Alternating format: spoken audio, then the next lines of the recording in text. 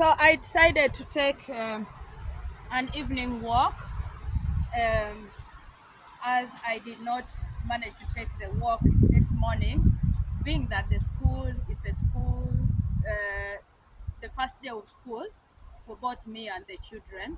So it was a bit like catch up here and there. Do we have everything or this and that? Although I'd packed a day before what the children need to pack and what I also need to carry. But then again, in the morning, I was like, no, I don't want to rush, go, hiking, and my mind is not really onto it. I'm just doing.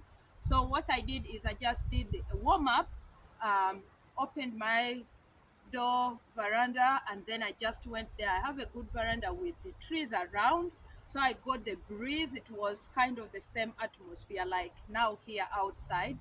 And with that, I just did some squats, some I put my mat and then just do some stretch, push-ups, yeah, plank, and yeah, went to carry on with my day. It was like I used like 10 to 15 minutes.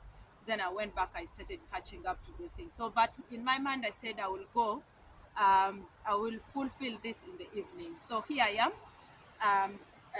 It's 8:35. It's still bright, as you can see. So my point is I'm going to go use the 1 hour. When I leave here after recording, I'm going to go home straight away. It takes me like 10 to 15 minutes. I'm home. And then I catch up here, there.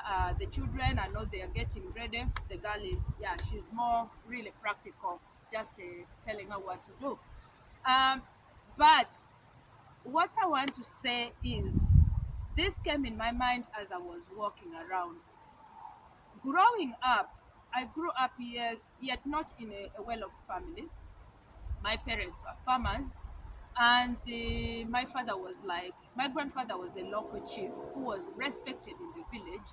Our family, or my grandfather, was like a clan leader, and I could see the way they used to solve issues in the community or in the village was that people used to gather at my grandfather's place, and whenever they could tell us, oh, can you, Alice, can you come and sweep the compound, put the benches, arrange, we are going to have a gathering.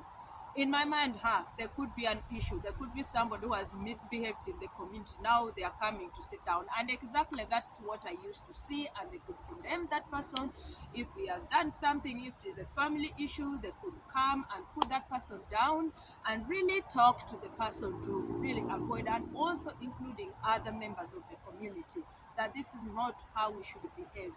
And the value I saw, I observed my parents carried.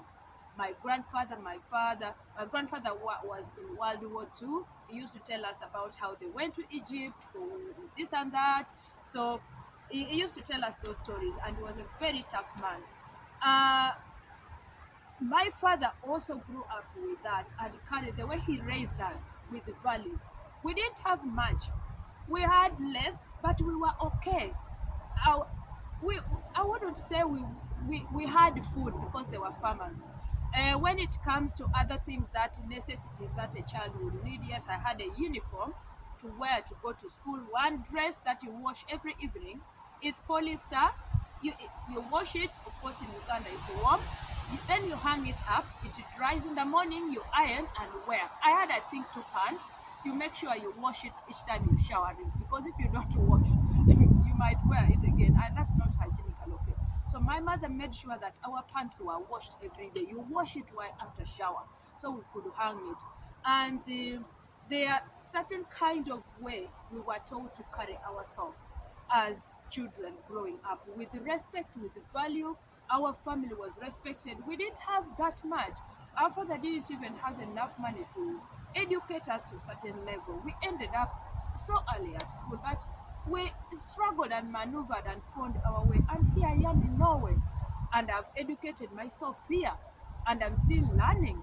But while I was growing up, I didn't see it as we were suffering. But when we used to go to church, Like on Christmas Day, that's when you see the well of people all the way come from the city. They are coming back to the village. It's like a tradition I see here, and that's when you see them in church. Then you see the well of children are dressed so well. They have come with their parents in the car. For you guys, you came walking all the way up to church, so you could just look at them aside. But then in me, I was like, I don't want my children to live like this. I want at least my children to be able to live in a lifestyle I'm able to provide for them. They are able to achieve or able to get the education that I didn't acquire. But nevertheless, I will also try as much as possible to educate myself more as the opportunity I carry right now. I have bachelor degree in education. I took further education, postgraduate course in intercultural competency. And again, I have enrolled for another study, which is there pending. Actually, the course is we are starting next week, but I'm like 50-50. Should I take it? Should I not? Because I have the possibility to achieve what I was not able to achieve. But I have this value that I carry that was instilled in me by my parents. How to present myself, how to carry myself in a community, how to dress myself decent. With the one dress I had, a pink one, which was a uniform. And then we had maybe a dress for staying home and one dress for if you're going to any occasion or you're going to church. That one you wouldn't handle it. You wouldn't, use it. You keep it. And we could get one dress only around the Christmas period. That was when they could buy you a dress. And that dress they are bought for you. Sometimes we wake up in the night and light candle because we use candles. We never had in the village. You don't have lights that you switch on. You hide the matchbox so that you're able at night to light it and try your dress again because this was like a precious thing you get once a year. But here now, I go to the shop every month. When I work, I earn my salary. I make sure I buy something precious for myself, just for myself. And these are things I didn't get, but I make sure that I value my clothes. Any cloth I wear, I treat it with value because I was instilled in the value of my clothes. The few I had, I made sure I washed the uniform and ironed it properly.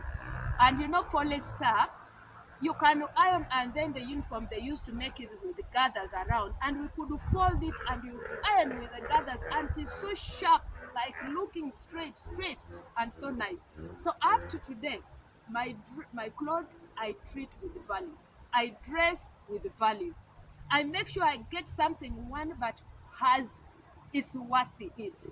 When I wear it, I feel confident. I walk with integrity. But this was something which was way back instilled by my parents. There are things, for example, my mother at one time she told me, I had a fight on the way. This girl she was a bully. She wanted my pencil.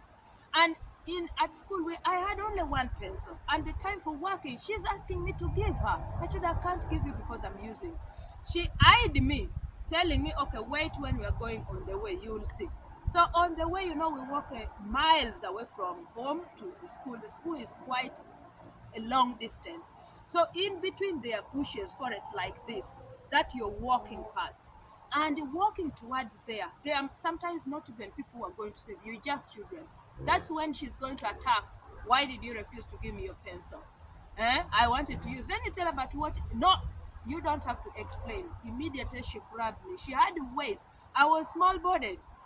But then she threw me down and she was on me and the other students around. They are cheering us like, hey, you have to fight her, hey, you have to fight back. It was like a wrestling ring or boxing ring. And then I don't know where the strength came. I carried energy and I turned her and I punched her. Then I took off. I ran. I was speedy than her. So when I reached home, I told my mother what happened. My mother told me, hey, you know what, girl? You have to toughen. A lion? A lion walks alone. Why? And why is it called the king of the jungle? Sometimes you need to walk alone on this earth. You only go for what matters for you. The rest live. Stay as a lion. It walks alone, and that's why it's called the king of the jungle. When it goes to attack, it goes direct to what it wants. It will not get anything that it doesn't want. It goes direct to what it wants.